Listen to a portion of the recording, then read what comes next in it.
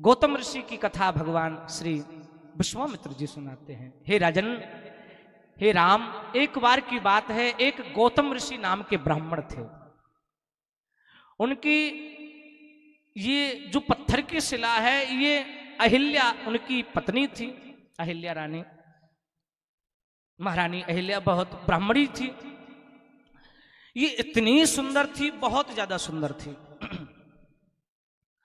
एक बार इंद्र अपनी सभा में बैठा है। इंद्र जैसा दुष्ट कोई हो ही नहीं सकता है। इंद्र ने हमेशा छल ही किया है। इंद्र ने हमेशा छल किया, ज्यादातर इंद्र ने छल किया है। एक बार की बात है, जब इंद्र अपनी सभा में बैठा हुआ था तो इंद्र ने एक घोषणा करी कि सबसे सुंदर नारी कौन है पृथ्वी पर। चंद्र व सूर्य से पूछा, आप बताइए सबसे सुंदर नारी कौन है। उन्होंने कहा, महाराज जब मैं निकलता हूं ना तो सब सुंदरता की नारियां जो सब छुप जाती है, कोई बाहर नहीं निकलती, क्योंकि गर्माहट बहुत जाता रहता, धूप ज्यादा रहती है। तो चंद्रमा से कहा, आप तो शीतल हो, तो आप बताइए सबसे सुंदर कौन है। चंद्रमा ने कहा, महाराज एक ही सुंदर है, जो पूरी पृथ्वी पर सबसे सुंदर कोई है तो एक है, वह गौतम ऋषि की पत्नी अहिल्या है, अहिल्या रानी है। उन्होंने कहा, ठीक है चंद्र, एक साथ मेरा दोगे। उन्होंने कहा, बताओ। मुझे अहिल्या के साथ छल करना है। उन्होंने कहा, महाराज ये तो अपराध है। उन्होंने कहा, मुझे आपका साथ चाहिए, आप साथ प्रदान करें हमें। तो राजा की आज्ञा तो प्रजा को माननी ही पड़ेगी। तो उनका ठीक है। तोता वह मुर्गे का रूप धारण करा। चंद्रमा ने मुर्गा बना और मुर्गा बन करके गौतम ऋषि की जो कुटिया थी उसके सामने मुर्गा का रूप बना करके मुर्गे की आवाज में चंद्रमा बोलने लगा। पहले घड़ियां नहीं होती थी,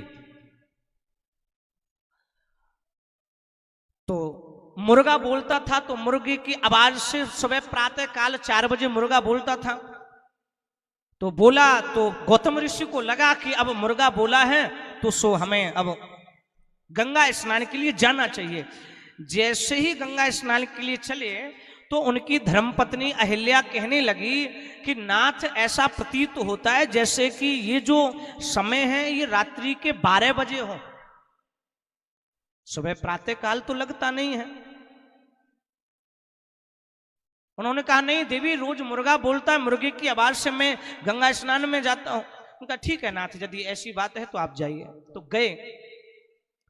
उधर गौतम ऋषि का रूप बना करके इंद्र गौतम ऋषि की कुटिया में प्रवेश कर गया। जब गौतम ऋषि की कुटिया में इंद्र प्रवेश करा तो अहिल्या कहने लगी, नाथ तुम तो वापस आ गए। उनका, देवी तुम सही कह रही थी, रात्रि के 12 बजे हैं, इसलिए मैं वापस आ गया। तो कहते हैं बंधुओं, गौतम ऋषि की पत्नी अहिल्या रानी के साथ में, अहिल्या के साथ में जो इंद्र ने छल होकर के, छलता के साथ में छल किया, रूप बदल करके छल किया। उधर जब गौतम ऋषि जब सीधे गंगा स्नान करने के लिए गंगा जी में डुबकी, वह लोटा को डुबकाया, उधर गंगा मैया ने बोला कि अरे दुष्ट कौन है, मुझे जो अर्धरात्रि में जगा रहा है। उन्होंने कहा, मां मैं आपका बेटा गौतम हूं। अरे गौतम, तुम इस अर्धरात्रि में यहां क्या कर रहे हो। अरे मां, अर्धरात्रि कहां है, ये तो प्रातः काल 4 बजे हुए हैं।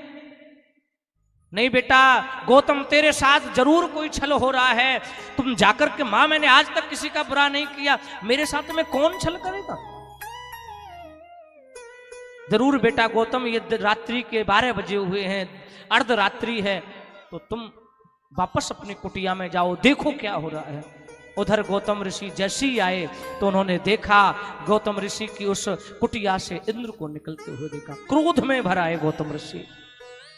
हे दुष्ट इंद्र, तुम सारी मर्यादाओं का त्याग कर दिया तुमने, तुम्हें मर्यादाओं का ख्याल नहीं रहा, तुम अपनी मर्यादाओं को भूल गए। अपनी भोग की विलासाओं में आकर के। इतनी भी भोग की विलासाएं तुम्हारे जीवन में बनी रही, जाओ मैं तुम्हें श्राप देता हूं। एक छिद्र के लिए तुमने अपने मान सम्मान का त्याग कर दिया है, भोग विलासाओं में व्यक्त हो गए, जाओ मैं तुम्हें श्राप देता हूं कि तुम्हारे पूरे शरीर में छिद्र ही छिद्र हो जाए। जब ये श्राप दिया, अहिल्या तुम अपने पति और पराये गैर पुरुष में भेद ना समझ सके, तुम्हें पता नहीं चला गैर पुरुष कौन है और अपना पति कौन है। जाओ, पत्थर की तरह खड़ी हो, मुख से जबान नहीं निकल रही, जाओ मैं तुम्हें श्राप देता हूं कि तुम पत्थर की नारी बन जाओ। अंजना बेटी, अरे तू भी ना पहचान पाई अपने पिता को, तेरा पिता कौन है, पराया कौन है। जा बेटी अंजना, मैं तुझे भी श्राप देता हूं कि तेरे कुंवारी के पुत्र हो जाए। चरणों में गिर पड़े इंद्र, महाराज क्षमा कर दो, क्षमा करो, मैं अपनी भोग की विलासाओं में लिप्त हो गया, मैं अंधा हो गया, मुझे क्षमा कर दो नाथ। उन्होंने कहा जाओ, क्षमा तो किया, पर एक बात है, तुम्हारे शरीर में छिद्र तो होंगे, पर दुनिया भगवान को दो नेत्रों से देखेगी, तुम्हारे वही छिद्र नेत्रों में परिवर्तन हो जाएंगे, तुम राम को हजारों नेत्रों से देखोगे। जाओ, मेरा आशीर्वाद है। संत करुणा के सागर भी होते हैं। अहिल्या क्षमा याचना करने लगी, नाथ क्षमा कर दो, क्षमा कर दो। उन्होंने कहा देवी, श्राप तो वापस नहीं हो सकता, पर एक बात है, पड़ी रहना इसी वन में, एक दिन राम आएंगे और राम की चरण धूल से तेरा उद्धार हो जाएगा। जाओ, मेरा वरदान है, उन राम की चरण धूल से तुम्हारा उद्धार हो जाएगा। जाओ, पड़ी रहना इसी धूल में, पड़ी रहना इसी वन में। अंजना मां चरणों में गिर पड़ी।